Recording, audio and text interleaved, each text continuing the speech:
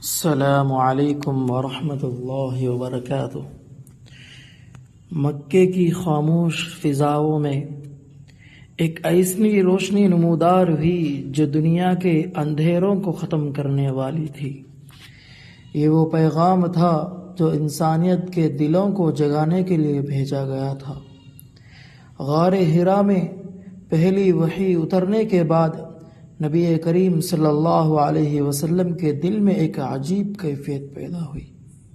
خوف بھی تھا، حیرت بھی، اور ایمان کی گہرائی بھی۔ حضرت جبریل علیہ السلام کا پہلا دیدار، اور اب اللہ کا حکم آ چکا تھا کہ اس پیغام کو دنیا تک پہنچانا ہے۔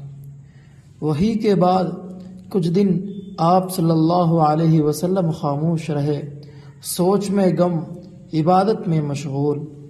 پھر دوسری وحی نازل ہوئی۔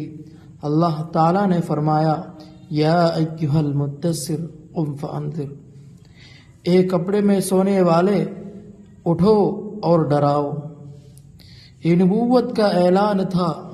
اب وقت آ گیا تھا کہ آپ صلی اللہ علیہ وسلم لوگوں کو اللہ کی طرف بلائے، پہلے خفیہ طور پر، پھر اعلانیہ طور پر۔ آپ صلی اللہ علیہ وسلم نے سب سے پہلے اپنے قریب ترین لوگوں سے بات کی، نہ غصے سے نہ زور سے، بلکہ محبت، نرمی اور حکمت کے ساتھ۔ سب سے پہلے ایمان لائے آپ صلی اللہ علیہ وسلم کی وفادار زوجہ حضرت خدیجہ رضی اللہ عنہا۔ انہوں نے فرمایا، اللہ کی قسم، اللہ آپ کو کبھی رسوا نہیں کرے گا۔ آپ صلہ رحمی کرتے ہیں، سچ بولتے ہیں، غریبوں کی مدد کرتے ہیں۔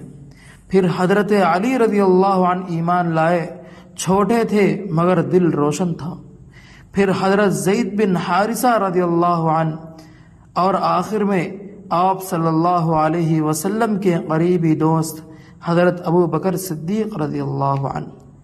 یہ اسلام کی ابتدائی چراغ تھے، پہلی جماعت، پہلی نماز، پہلی دعا، سب خاموشی میں لیکن ایمان کی روشنی کے ساتھ۔ 3 سال تک اسلام خفیہ طور پر پھیلتا رہا۔ آپ صلی اللہ علیہ وسلم اپنے ساتھیوں کو دار ارقم میں جمع کرتے، جہاں وہ قرآن سیکھتے، نماز پڑھتے اور صبر کا درس لیتے۔ یہ تھوڑے تھے مگر دل کے مضبوط، ان کے چہروں پر خوف نہیں، سکون تھا۔ کبھی طعنہ، کبھی ظلم، کبھی مذاق، مگر ان کے ایمان میں ذرا برابر کمی نہیں آئی۔ نبی اکرم صلی اللہ علیہ وسلم فرماتے ہیں، جلد بازی نہ کرو، اللہ کا دین ایک دن ہر دل میں پہنچے گا۔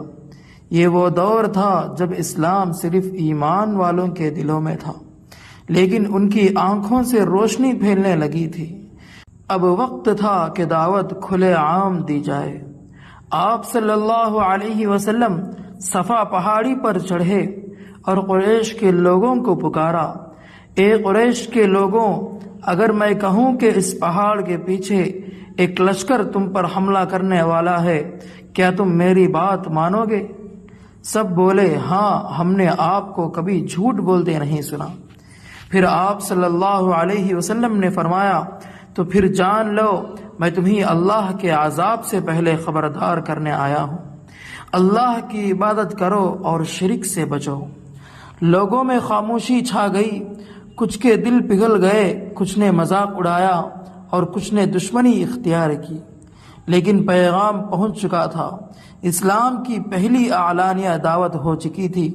اس کے بعد ظلم شروع ہوا، مسلمانوں کو مارا گیا، ستایا گیا، مگر ان کے ایمان کو کوئی بجھا نہ سکا، کیونکہ حق کی روشنی بجھتی نہیں، وہ دلوں سے دلوں تک سفر کرتی ہے۔ سختیوں کے باوجود نبی اکرم صلی اللہ علیہ وسلم ہمیشہ پرسکون رہے۔ انہوں نے کبھی بد دعا نہیں دی، کبھی غصہ نہیں کہا، بلکہ فرمایا، اے اللہ میری قوم کو ہدایت دے، وہ نہیں جانتے۔ ان کی دعوت زبردستی نہیں تھی، محبت سے، نرم دل سے تھی۔ وہ لوگوں کو یاد دلاتے، دنیا عارضی ہے، اصل زندگی آخرت کی ہے۔ ان کی سچائی، ان کی بردباری، ان کی دعاؤں نے لوگوں کے دل بدل دیے، اور اسلام مکے سے نکل کر دنیا کے کونے کونے تک پہنچ گیا۔ یوں اسلام کا سفر شروع ہوا، ایک انسان، ایک پیغام اور ایک پہاڑ سے۔ آج وہی پیغام اربوں دلوں میں زندہ ہے۔